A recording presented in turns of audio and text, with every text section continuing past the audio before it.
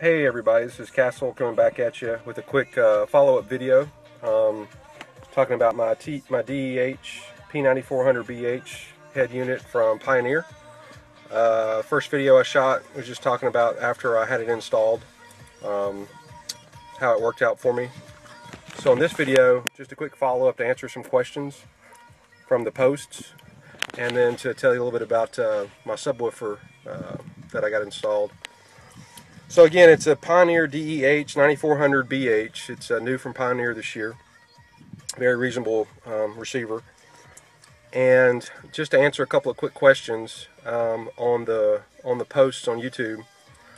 First of all, you can see that I've got the animation turned off on the display. I just chose one of the stock backgrounds. It's not animated. There's plenty to choose from, and then there's just a standard version. So it doesn't have to be animated. That was one question. Another question was about the presets, since it doesn't have obviously preset buttons like 1 through 6 like a factory stereo would.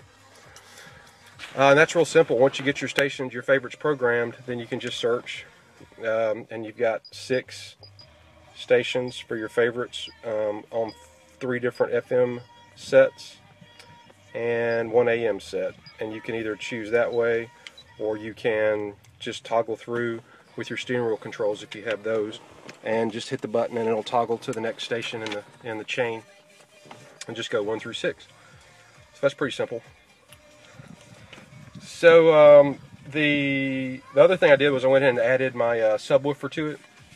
Remember that this is the factory Infinity system for this is a 2004 Dodge I've got, and that factory Infinity 7-speaker system has a built-in amplifier behind the glove box that powers those 7 speakers. There's actually 6x9s in the front doors and 7 speakers total that it powers. So I added a subwoofer to carry a little bit of bass, obviously. I got a Infinity 12-inch 1260W, which is a 12-inch subwoofer from Infinity. It handles up to 300 RMS and 1200 peak. So that's back here. Ordered that from Crutchfield. And that housing that it's in, that enclosure, is a sealed enclosure ordered from CarAudioFactory.com. You can specify what size hole you want. You can get it with like a kicker subwoofer already installed, or you can just specify the size of the hole and then get the grill to go with it. So that works out pretty good. I hate it when people demo subwoofers because you obviously can't hear it very well through a cell phone or through a video recording. So I'm not going to try to impress you with that, but that housing fits really nice. Again, that's from CarAudioFactory.com. It fits good. I went ahead and went with a single subwoofer housing, just to let me keep my storage space over on the other side under that seat, under that far seat that flips up, and I've got a little storage compartment there. And that's where I've got the amp installed also. So you can see I got my storage just for jumper cables. I got a power inverter in there, a little tool kit. And there's my Sound Ordnance M2100 amp that I put in.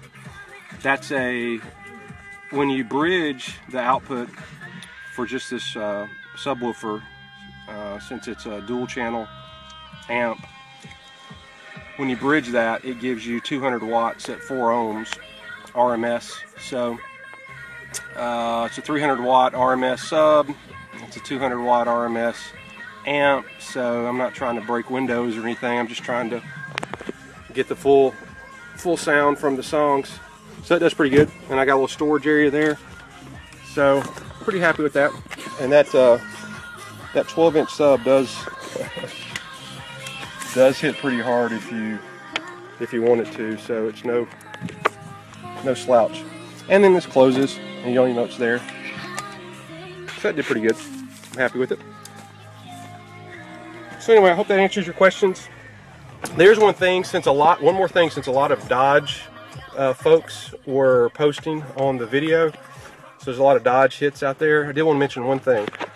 2004 Dodge with the Infinity sound system. I don't have Uconnect, So if you have that same setup, the wiring harness that I bought for the stereo to be able to use my factory amp hooks up fine. Everything's real self-explanatory. You know, you wire it into the Pioneer wiring harness and you use your connectors, and it's real simple.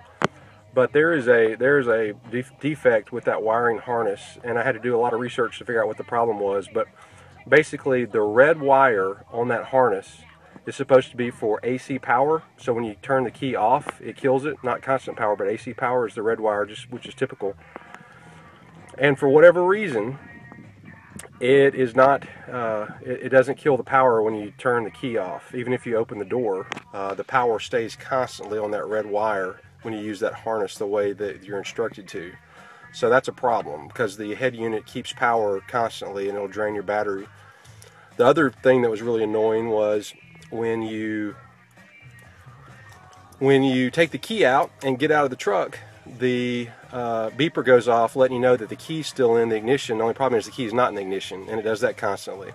And then the really freaky thing is when you push the cigarette lighter in, it kills all that and turns the stereo off and stops the beeping. So it's wasn't a problem with my particular install. From reading on the forums, everybody had that same issue when they were using, I believe it was an access wiring harness.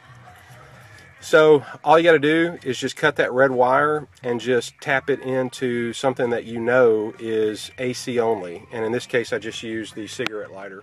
So right behind the cigarette lighter, there is I just did a posi tap right into the red wire, because I know that cigarette lighter is AC only. Unlike the power outlet down there, which is continuous power, the cigarette lighter is AC only, and it kills the power to it when you turn the ignition off. So once I figured it out, it was a very quick fix, and it works like a champ now. But it was a little bit of a pain in the rear when I was installing it, trying to figure out what the heck was going on. So that is a problem. I think it's probably in the 2002 to 2005 range for that wiring harness. So if you have that problem, then that's the fix for it. So I hope that helps. Again, I'm pleased with everything that I got, so I'm probably going to leave it the way it is for a while and enjoy my stereo system. So you guys take care, and we'll holler at you.